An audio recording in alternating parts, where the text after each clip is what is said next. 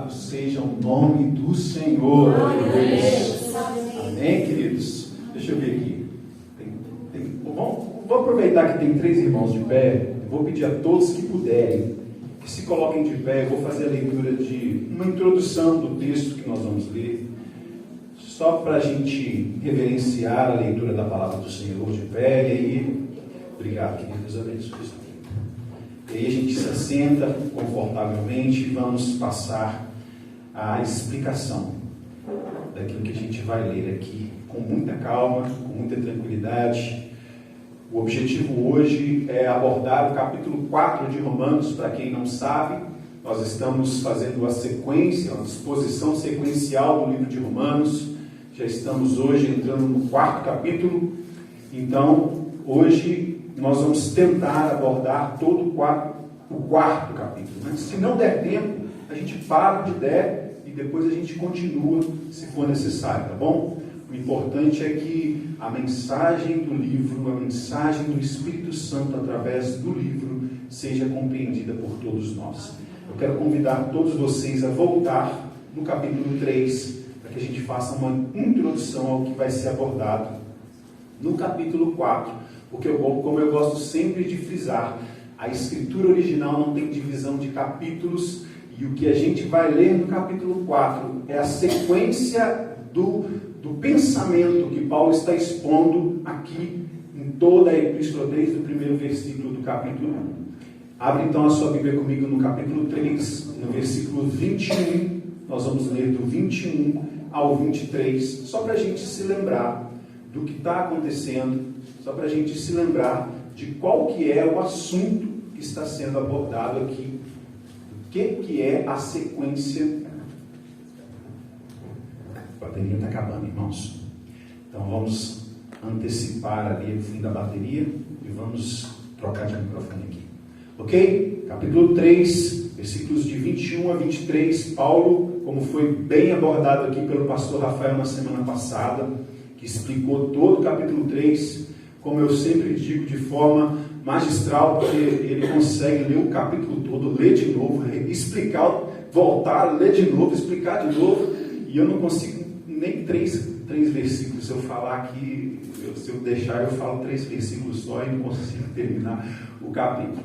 Então vamos voltar aqui no 3, para a gente lembrar um pouquinho do que ele falou aqui no domingo passado, e aí a gente ora e senta para descansar um pouquinho as pernas. Diz assim a palavra do Senhor.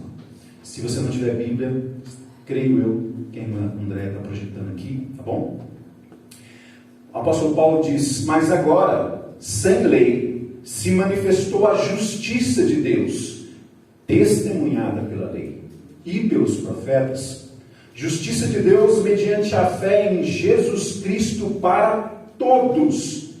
E aí um parêntese, e sobre todos os que creem, porque não há distinção, pois todos pecaram e carecem da graça ou da glória de Deus.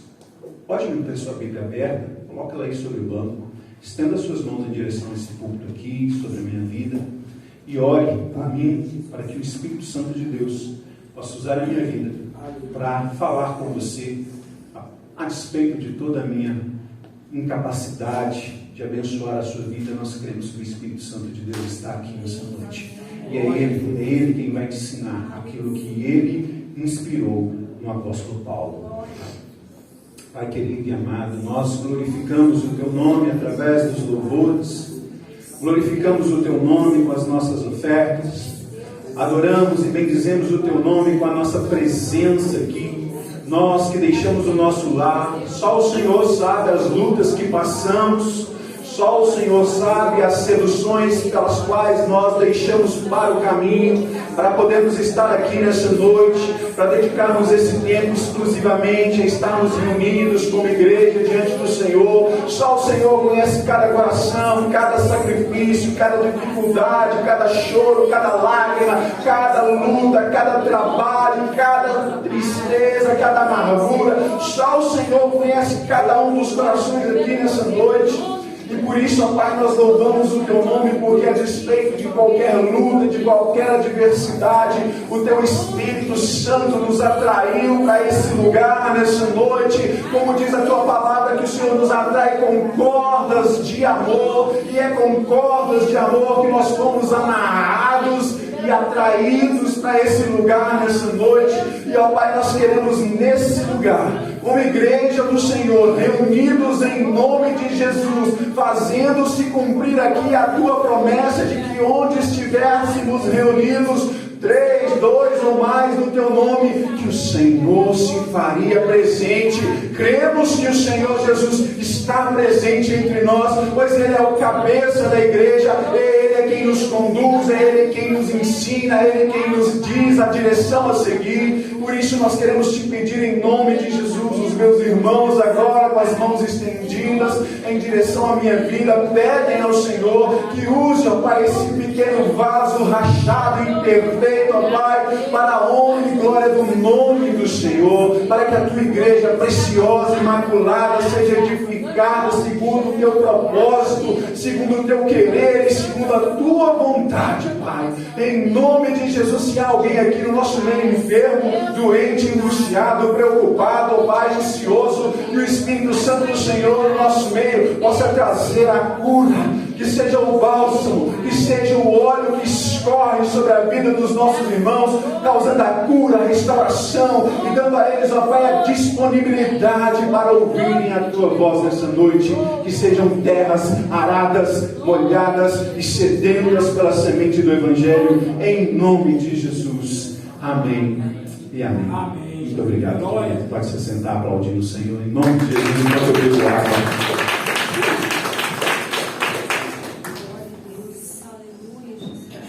Queridos, para que a gente possa compreender melhor a mensagem de todo o livro de Romanos, eu fiz uma divisão aqui, por minha conta, em 4 partes no livro de Romanos. Começando lá no capítulo 1, versículo 1, no capítulo 1 até o capítulo 3, versículo 20, eu disse, quando eu preguei aqui 2 domingos atrás, que o capítulo 2 falava sobre a ira de Deus. A justa e perfeita ira de Deus contra toda a raça humana. Nós todos, como uma raça, fomos diante de Deus, como pecadores que somos, e somos merecedores da ira de Deus como raça.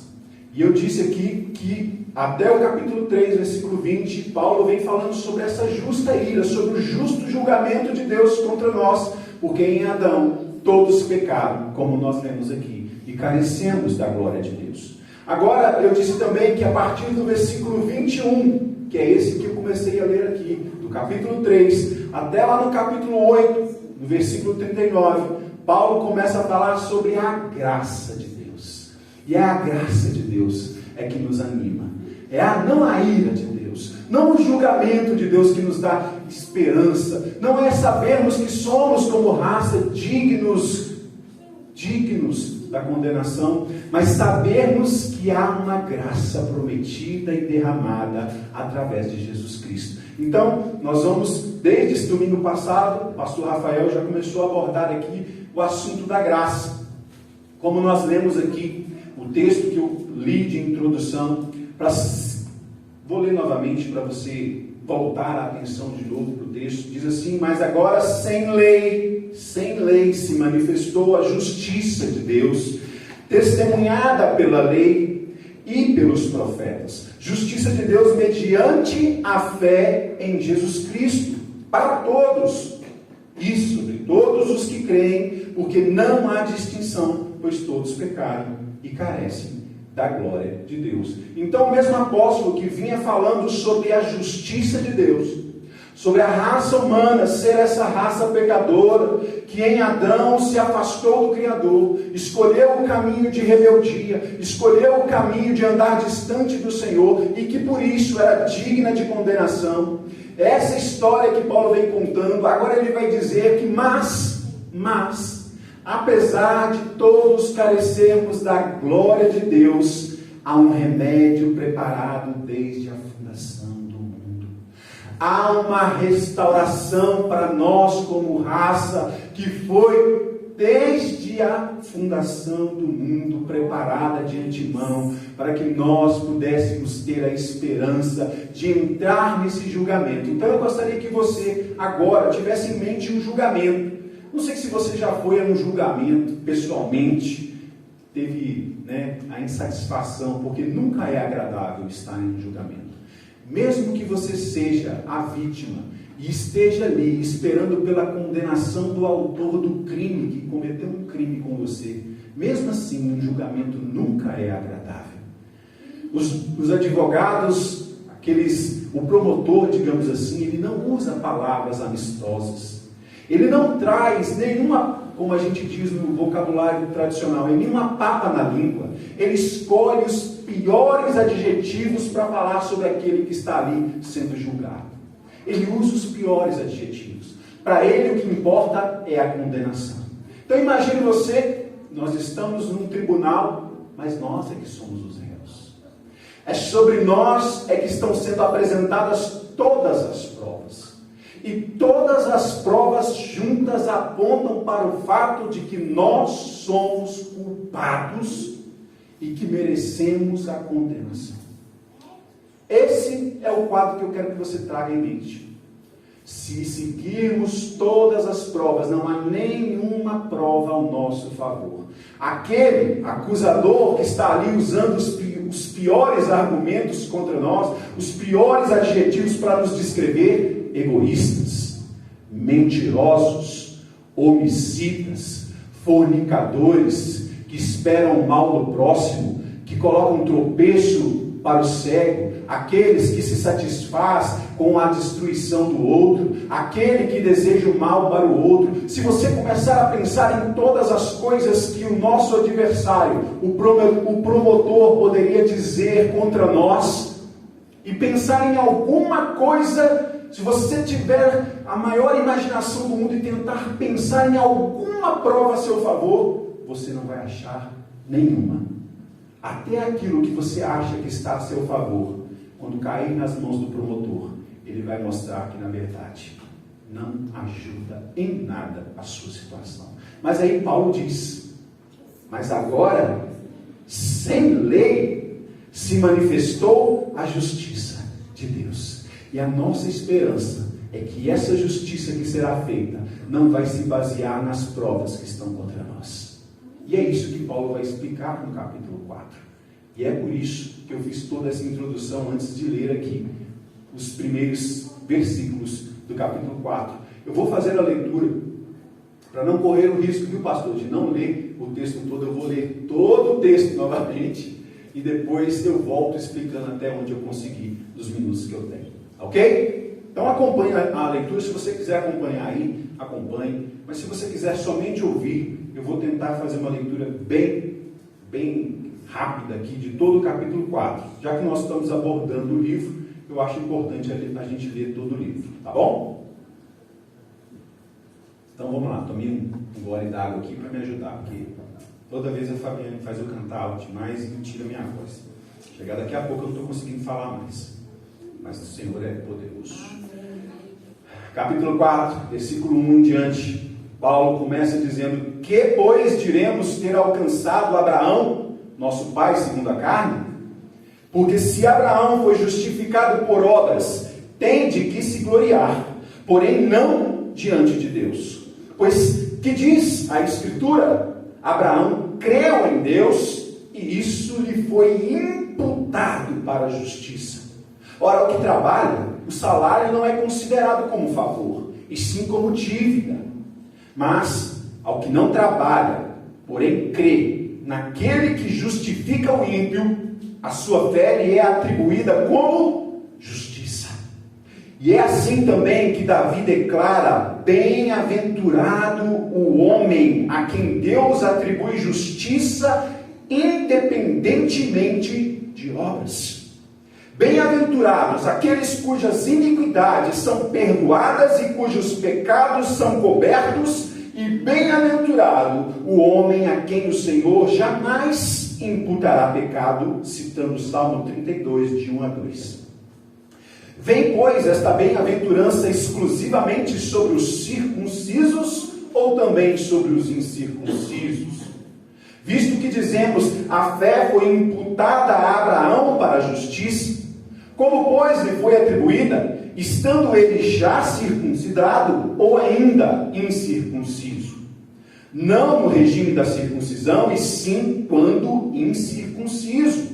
E recebeu o sinal da circuncisão, como selo da justiça da fé que teve quando ainda incircunciso, para vir a ser o pai de todos os que creem, embora não circuncidados, a fim de que lhes fosse imputada a justiça, e pai também da circuncisão, isto é, daqueles que não apenas circuncisos, mas também andam nas pisadas da fé que teve Abraão, nosso pai, antes de ser circuncidado.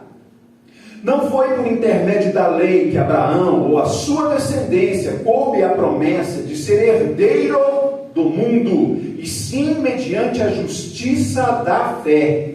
Pois se os da lei é que são os herdeiros, anula-se a fé e cancela-se a promessa. Porque a lei suscita ira, mas onde não há lei, também não há transgressão. Essa é a razão por que provém da fé, para que seja segundo a graça, a fim de que seja firme a promessa para toda a descendência, não somente ao que está no regime da lei, mas também ao que é da fé que teve Abraão, entre parênteses, porque Abraão é pai de todos nós, como está escrito, por pai de muitas nações te constituí, fecha parênteses, perante aquele no qual creu, o Deus que vivifica os mortos e chama à existência as coisas que não existem. Abraão, esperando contra a esperança, creu para vir a ser pai de muitas nações, segundo lhe fora dito, assim será a tua descendência. E sem enfraquecer na fé, embora levasse em conta o seu próprio corpo amortecido, sendo já de 100 anos e a idade avançada de Sara, não duvidou, por incredulidade, da promessa de Deus, mas pela fé se fortaleceu, dando glória a Deus, estando plenamente convicto de que Ele era poderoso para cumprir o que prometera, pelo que isso lhe foi também imputado para justiça. E não somente por causa dele está escrito que lhe foi levado em conta, mas também por nossa causa, posto que a nós igualmente nos será imputado, a saber, a nós que cremos naquele que ressuscitou dentre os mortos, a Jesus, nosso Senhor, o qual foi entregue por causa das nossas transgressões e ressuscitou por causa da nossa justificação. Amém. E assim, lendo todo o texto, a gente entende que Paulo está fazendo uma defesa de como o homem pode entrar naquele juízo que eu citei aqui no início. Como que nós podemos ir diante do tribunal de Deus com todas as provas apontando contra nós. Não seja inocente, irmão. Não seja inocente, irmã. Não há inocentes perante o Senhor. O único inocente, nem ele foi poupado. Ele se ofereceu em nosso lugar. O único. A palavra de Deus diz que o único inocente sofreu a ira de Deus, para que nós pudéssemos entrar agora diante do juízo de Deus e termos a esperança de, pelo sacrifício que foi feito na cruz do Calvário, sermos declarados justos e assim sairmos desse tribunal não como condenados, mas como inocentes perante o Senhor. Não se negue. Às vezes você pode ser seduzido por Satanás a pensar: não, mas eu sou bom. Não, mas eu sou bom. Lá no fundo eu sou bom. Não, você não é bom. Não, eu não sou bom. Nós não somos bons. Todas as provas apontam para o fato de que somos dignos da condenação. Mas, Paulo disse aqui, que assim como Abraão, e aí eu entro nos versículos que nós lemos, ele começa a explicar como é que você pode entrar diante de Deus e ser considerado inocente. Ele vai começar a dizer que Abraão, ele cita a história de Abraão, que era bem conhecida. Você, se está frequentando aqui os últimos 3 cultos, você já percebeu que existe uma polêmica, existe uma discussão. Existem pessoas que estão dizendo que você precisa aceitar Jesus, mas continuar obedecendo a lei, porque afinal de contas você precisa continuar cumprindo as ordenanças, você precisa continuar se circuncidando, se você quiser ter a esperança de ser justo diante de Deus. Mas aí Paulo pega o exemplo de Abraão, que é o pai da fé, conforme os próprios judeus creem, que ele, sendo o pai genealógico, o pai segundo a carne, se Abraão fosse justificado pelas suas obras, talvez nós também pudéssemos ser justificados pelas nossas obras. Mas aí Paulo vai dizer que, versículo 2, se Abraão foi justificado por obras, tem do que se gloriar, porém não diante de Deus, pois o que diz a Escritura, e a Escritura aqui, se não me engano, ele está citando Gênesis capítulo 15, versículo 6, se você quiser conferir aí para mim, ele diz: Abraão creu em Deus e isso lhe foi imputado para a justiça. Irmãos, o que Paulo está dizendo aqui é que Abraão não foi justificado no momento em que, depois de ter pego o seu filho, aquele que ele recebeu depois da promessa de Deus, levado até o Monte Moriá, erguido a sua mão com o cutelo e já indo sacrificar o seu filho, teve a sua ação interrompida pela voz que bradou e mandou que ele parasse. Não foi aí que Abraão foi justificado. Paulo está dizendo que se nós quisermos ter uma esperança diante do juízo de Deus, a nossa única forma de sermos justificados não é por aquilo que nós fazemos, mas por aquilo que nós cremos. É o que nós acreditamos. Nós precisamos, assim como Abraão, recebendo a promessa de Deus, acreditar nela. Acreditar na promessa de Deus. E às vezes é tão difícil acreditar na promessa de Deus. Prova de que não é tão fácil assim. Às vezes as pessoas falam: mas ficou fácil demais, esse negócio de salvação pela fé é fácil demais. Olha os bancos dessa igreja. Olha quantas pessoas já passaram por aqui, ouviram essa mesma pregação, ouviram essa mesma explicação do texto bíblico de que a salvação é pela fé, e que talvez tenham pensado: é muito fácil, eu só preciso acreditar. Mas hoje onde eles estão? Por que é que esses bancos não estão cheios? Por que é que tantas igrejas abertas não estão todas cheias? Se fosse tão fácil assim, crer em Deus, todas as igrejas estariam cheias. Todas as igrejas estariam cheias. A salvação é pela graça, mas não é tão fácil como pode parecer, porque acreditar em Deus, para que você acredite em Deus, você precisa primeiro crer que Ele é poderoso para cumprir a promessa que Ele fez. E foi aí que Abraão foi justificado, quando ainda lá na terra do seu pai, ele recebeu uma promessa de Deus. E Abraão, recebendo a promessa de Deus que disse: sai da tua casa, sai da tua parentela e vai para uma terra que eu te mostrarei, ele acreditou que Deus era capaz de guiá-lo por um caminho que ele não conhecia. Ele acreditou que aquele Deus que estava aparecendo para ele tinha poder para livrá-lo de todos os perigos e de levá-lo até uma terra onde ele iria herdar aquela terra. E mais do que isso, quando Deus aparece novamente e faz uma promessa ainda maior para Abraão e diz: anda na minha presença e ser perfeito. E Deus diz para Abraão: eu te darei um filho, Abraão. Abraão com 100 anos de idade, Sara com 90 e não sei quantos anos. Você acha que é fácil acreditar em Deus quando você já não tem mais condições? Quando você já não tem mais nenhuma expectativa? Quando você olha para a sua vida e não consegue ver uma saída? Quando você já estava até mesmo conformado com o fato de que não tem mais solução?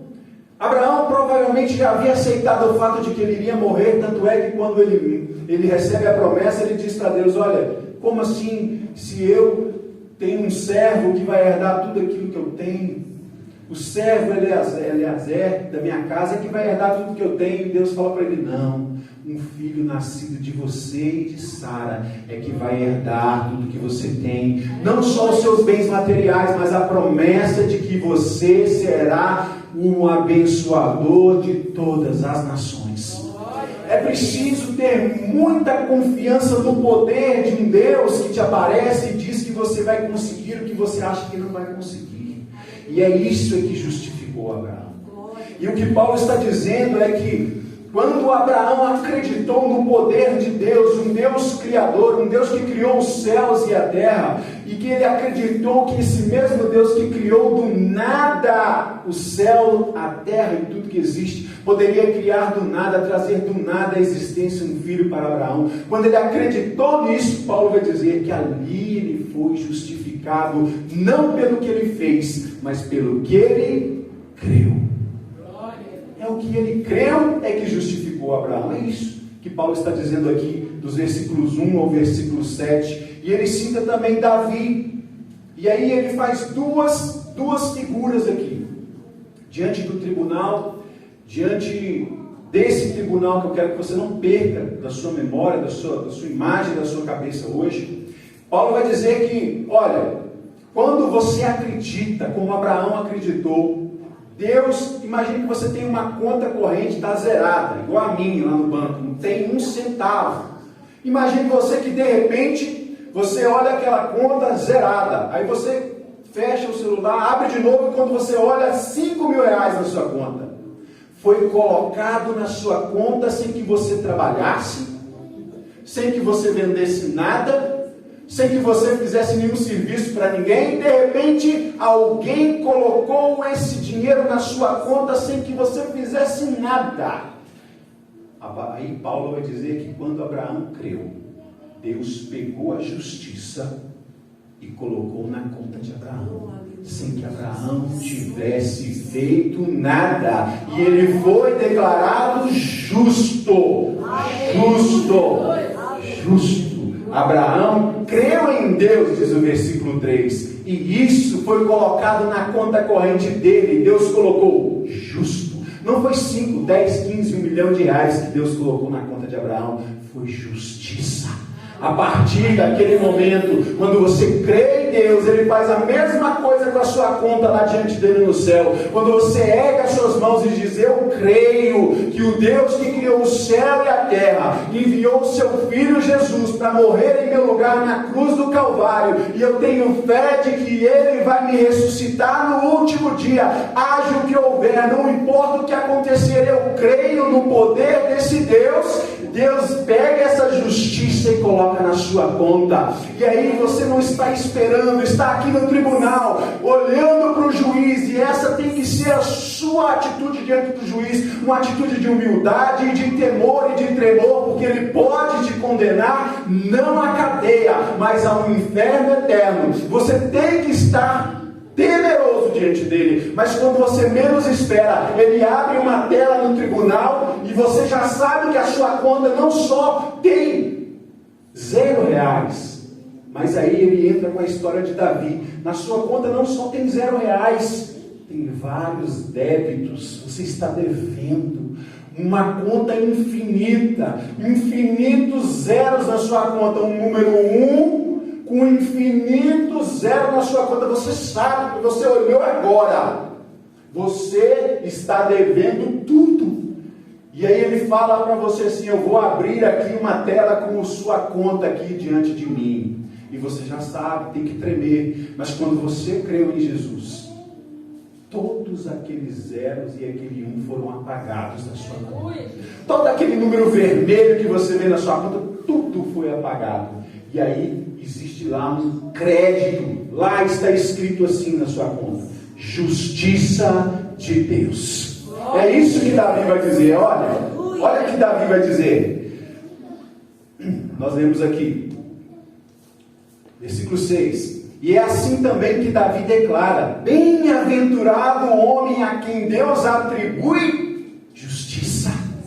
Atribui justiça independente do que ele tenha feito, independente de obras. E mais do que isso, ele vai dizer no versículo 7 e 8: bem-aventurado aqueles cujas iniquidades são perdoadas, todo o seu débito foi apagado, todos os seus pecados foram cobertos. E ele vai terminar assim: bem-aventurado o homem a quem o Senhor jamais imputará pecado. Olha a sequência do que vai acontecer na vida daquele que crê. Primeiro, Deus vai atribuir justiça. Todos os seus pecados vão ser apagados. E nunca mais o Senhor vai colocar lá naquela conta a conta dos seus pecados. É isso que Paulo está dizendo aqui. É isso que Paulo está vendo no Antigo Testamento nas palavras de Davi. E aí, se você se lembra, lá em 2 Coríntios capítulo 5, Paulo vai falar que Deus estava em Cristo reconciliando consigo o mundo, não levando em conta, não considerando, não lhes imputando os seus pecados, os meus pecados, os nossos pecados. Amém, irmãos? Aí a gente continua aqui no versículo 9, eu vou até onde der, esquenta não vou passar do horário não, vamos seguir aqui. Veja bem, nós estamos diante do tribunal de Deus. Então Paulo está dizendo: olha, assim como aconteceu com Abraão, que creu em Deus e Deus apagou toda a conta negativa que ele tinha, zerou a conta e colocou justiça, assim como aconteceu com Abraão, acontece com todos aqueles que são filhos espirituais de Abraão. Todos aqueles que são segundo a fé de Abraão, que acreditam que Deus pode perdoar os seus pecados. E ele vai continuar dizendo aqui no versículo 9: vem, pois, essa bem-aventurança que Davi está falando, somente para os circuncisos ou também sobre os incircuncisos? Visto que dizemos, a fé foi imputada a Abraão para a justiça. Como foi atribuída esta justiça então? Estando ele já circuncidado ou ainda incircunciso? Não no regime da circuncisão, e sim quando incircunciso. E depois disso ele recebeu o sinal da circuncisão, como selo da justiça da fé que teve quando ainda era incircunciso, para vir a ser o pai de todos os que creem, embora não circuncidados, a fim de que lhes fosse imputada justiça de Deus. Se você volta lá no capítulo 3, no final do capítulo 3, Paulo faz 3 perguntas que ele já responde ali mesmo. Uma delas é Deus apenas Deus dos judeus? Não. E aqui Paulo vai explicar isso. Olha, essa bem-aventurança que Davi está dizendo, de ter a sua conta negativada, apagada, e ter acreditado nela a justiça de Deus. Além disso, isso não é somente para os judeus.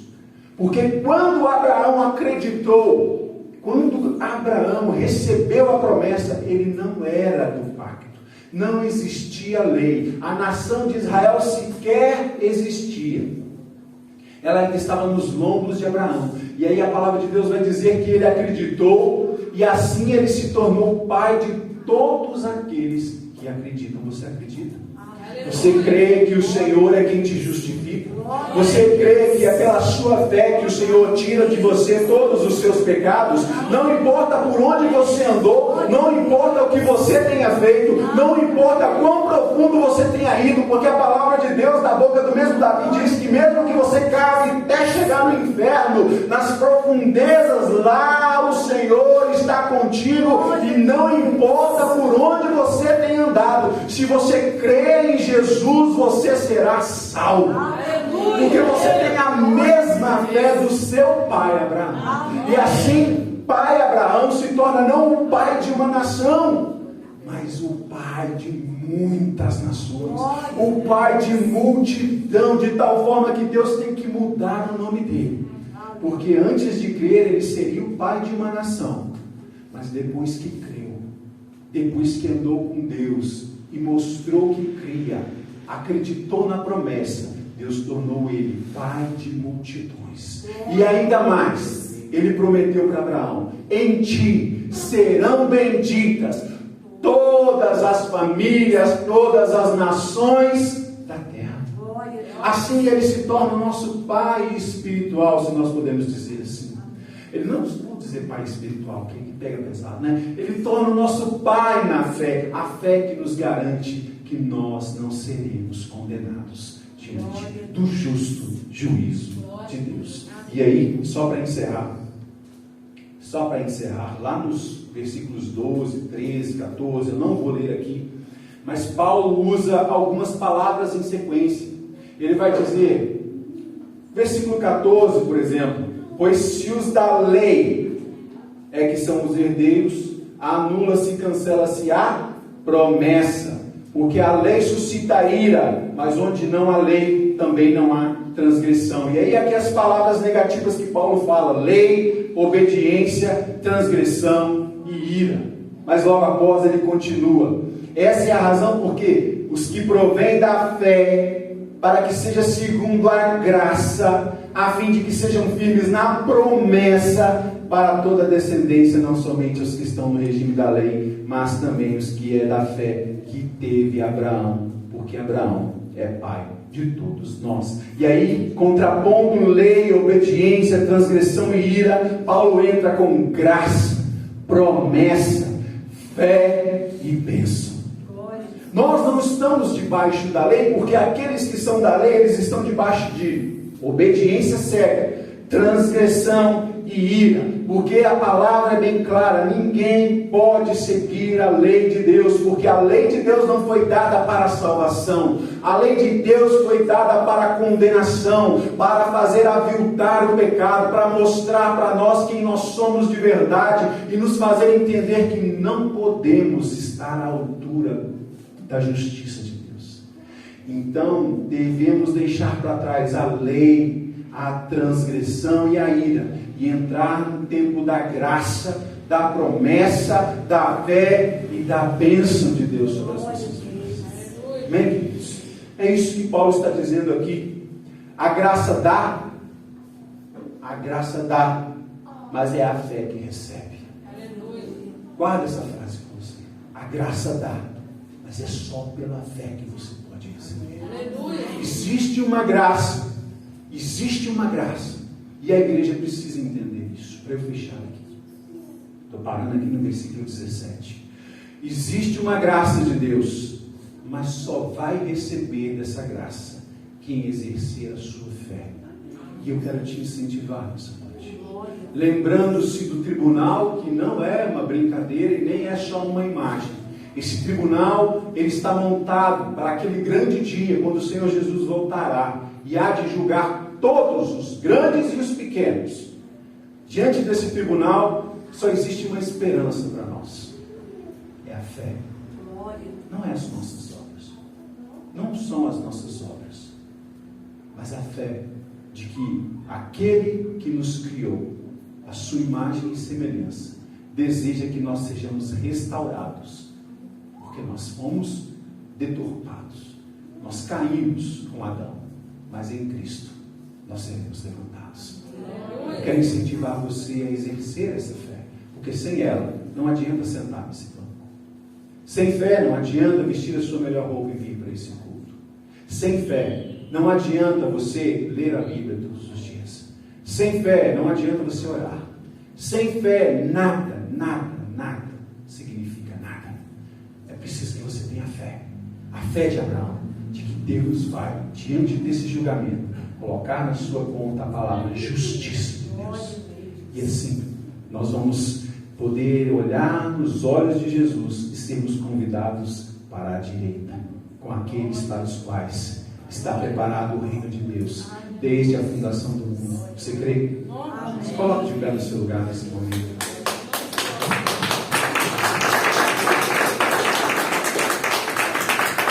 Somente pela fé que nós recebemos em Cristo Jesus, é que nós somos colocados do seu lado direito. Não importa as suas atitudes, não importa as suas ações, nada do que você fizer vai te fazer digno. Todas as provas estão contra você. Mas se você tiver fé para receber, Deus tem graça para te dar. Feche seus olhos nesse momento, peça ao Senhor que aumente a sua fé, porque Jesus certa vez ele disse: olha, se você tem falta de fé, se você tem dificuldade de acreditar, peça a Deus, ore para que Deus aumente a sua fé diante das suas adversidades, diante dos momentos difíceis pelos quais você tem passado na sua família, as coisas que têm acontecido na sua casa, que você tem tido dificuldade de engolir, você não esperava que fosse acontecer com você depois de tudo que você viveu, no seu trabalho, na sua casa. Você não imaginava que essas coisas pudessem acontecer, e você precisa de fé. Você precisa de fé para que Deus possa te fazer sair dessa circunstância e ser erguido para um lugar onde você não tem mais nenhuma condenação que possa te envergonhar, que possa trazer sobre você qualquer tipo de vergonha. Eu quero te incentivar que você abra a sua boca agora e comece a falar com Deus e pedir que Ele abra o seu entendimento nessa palavra e que Ele derrame sobre você a fé que você precisa para passar por essa tormenta na sua vida, passar por esse momento difícil na sua vida. Comece a clamar ao Senhor, fala: Senhor, que a Tua mão me sustente, que a Tua força, Pai, que a Tua destra me oriente no meu caminho, para que eu não tenha que temer, para que eu não tenha que ter medo do que vai acontecer, porque eu tenho fé de que o Senhor está do meu lado e que o Senhor vai me colocar do seu lado direito. E o Senhor vai dizer: o Senhor te levanta, o Senhor te ajuda, é Ele quem te fortalece, e é Ele quem diz para você: meu filho, não temas, porque eu te justifiquei, eu estou contigo, e mal algum tocará na sua vida.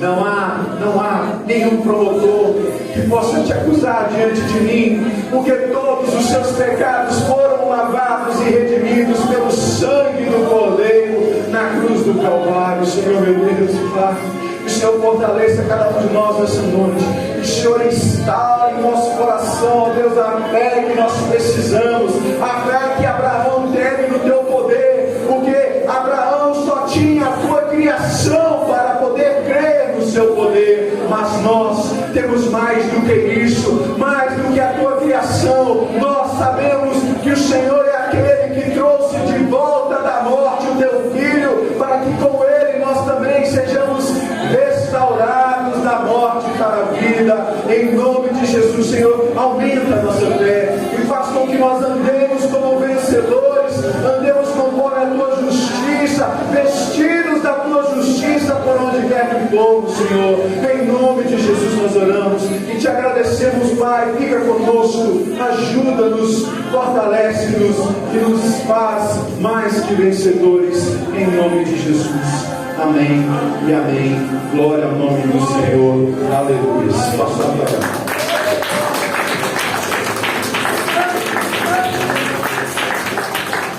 Irmãos, pode se sentar. Nós temos aqui alguns avisos e já vamos encerrar. Para variar, não consegui abordar o capítulo todo. Mas enfim, basicamente é isso. O resumo do capítulo é isso, tá? Você que leu, e pastor, depois, se ele quiser dar uma pincelada no domingo que vem, ele dá mais uma ajustada aqui, porque ele tem essa capacidade de trazer tudo em pouco tempo, essa síntese que eu vou aprender com ele ainda. Mas domingo que vem nós estaremos aqui abordando o capítulo 5, e se precisa alguma coisa do capítulo 4, eu quero te incentivar mais uma vez. Você está orando por aquela pessoa que o Senhor vai colocar no seu coração para ela estar com você aqui, né, nos cultos de domingo à noite. Continue orando por ela. Peça ao Espírito Santo que vá ali preparando o terreno para que quando você convide ela não consiga resistir. Mas não só para vir aqui, porque para nós não faz diferença. Não faz diferença se tem 2, 3 ou 30, 300 aqui. O que importa é que as pessoas que entrarem por aquela porta, por essa, encontrem aqui a palavra de Deus, encontrem o próprio Senhor Jesus e sejam salvas por Ele. É esse o nosso objetivo. Então comece a orar, se você ainda não está orando, e E haja, meu irmão. Convide. Você é parte ativa do reino de Deus. Você é um agente do reino de Deus nesse mundo. Você precisa fazer uma obra para o Senhor nessa vida. Amém? Quarta-feira, às 19h30, nós teremos culto de oração. Ou vai ter escola bíblica? Não. Por enquanto, só oração, né? Então, quarta-feira, às 19h30, venha orar. Traga o nome dessa pessoa para você apresentar o altar de Deus aqui e fazer com que ela seja atraída pelo Senhor, porque ela precisa dessa palavrinha que nós falamos aqui, para que o Senhor opere a justificação na vida dela. Ela precisa de fé. Então a fé é só o Senhor que pode colocar no coração dessa pessoa. Amém? Ore por ela, venha aqui orar por ela e vamos colocar-nos de pé nesse momento, para que a gente possa encerrar com mais uma oração e a gente possa ir para casa fortalecidos. E quero agradecer o visitante, seja muito bem-vindo. Como é que é o nome do irmão? Alexandre? Ô Alexandre, seja muito bem-vindo. Eu sei que você já foi participativo aqui. Se você sinta-se sempre em casa, sempre que quiser voltar, será um prazer receber. Temos mais algum visitante? Não, né? Teremos, não vamos, irmãos? Tem mais visitantes em nome de Jesus? Em nome de Jesus. Então, vamos orar para que esses visitantes venham, que Deus os abençoe aqui nesse lugar, em nome de Jesus. Feche seus olhos, vamos orar. Pai querido, muito obrigado, Senhor. Te agradecemos, Deus. Agradecemos a presença do Teu Espírito Santo nesse lugar. Agradecemos porque o Senhor falou conosco durante o louvor. Agradecemos porque o Senhor tem nos ensinado a Tua palavra dia após dia. Agradecemos o Senhor porque o Senhor abriu a leitura da Tua palavra, que é inspirada pelo Teu Espírito Santo para nos edificar e para nos ensinar. Agradecemos porque estamos aqui com saúde, o Senhor tem nos mantido de pé. Agradecemos porque pela fé o Senhor nos declarou justificados. Estamos diante do Senhor com as nossas vestes limpas, purificadas pelo sangue do Cordeiro. Somos gratos ao Senhor e te pedimos, ó Deus, ainda mais. Ousamos pedir ao Senhor que além da justificação o Senhor derrame sobre as nossas vidas as bênçãos sem medidas que o Senhor tem para aqueles que o Senhor ama. Que o Senhor abençoe os enfermos e cure-os em nome de Jesus. Aqueles que não puderam estar aqui porque estão enfermos, que o Senhor os levante, que o Senhor restabeleça a saúde, que o Senhor os traga aqui, ó Deus, para louvarem o Teu nome juntamente conosco. Te pedimos, ó Deus, por aqueles que o Senhor tem colocado nos nossos corações, os nomes. Te pedimos que o Senhor trabalhe o coração deles, que o Senhor nos use como instrumentos da Tua vontade, para falarmos ao coração deles, para convidá-los a estarem conosco, adorando o Teu nome, e que eles sejam restaurados nas suas vidas, que eles sejam restaurados pela fé que há no Cordeiro do Senhor, e que sejam salvos, meu Deus. Pai, em nome de Jesus, abençoa todos nós e nos leva, Pai, guardados e protegidos durante toda essa semana. Que o Senhor nos guie em todos os caminhos, que o Senhor esteja conosco onde quer que formos, que o Senhor nos use, faça-nos brilhar como luz do mundo, faça-nos salgar como sal da terra. Em nome de Jesus nós oramos e entregamos as nossas vidas nas Tuas mãos, Senhor, em nome de Jesus. E que a graça salvadora do nosso Senhor Jesus Cristo, o amor de Deus e a comunhão do Santo Espírito do Senhor seja com todos vocês e com todo o povo de Deus em toda a terra, em nome de Jesus. Bom e paz, que o Senhor os abençoe. Amém, queridos?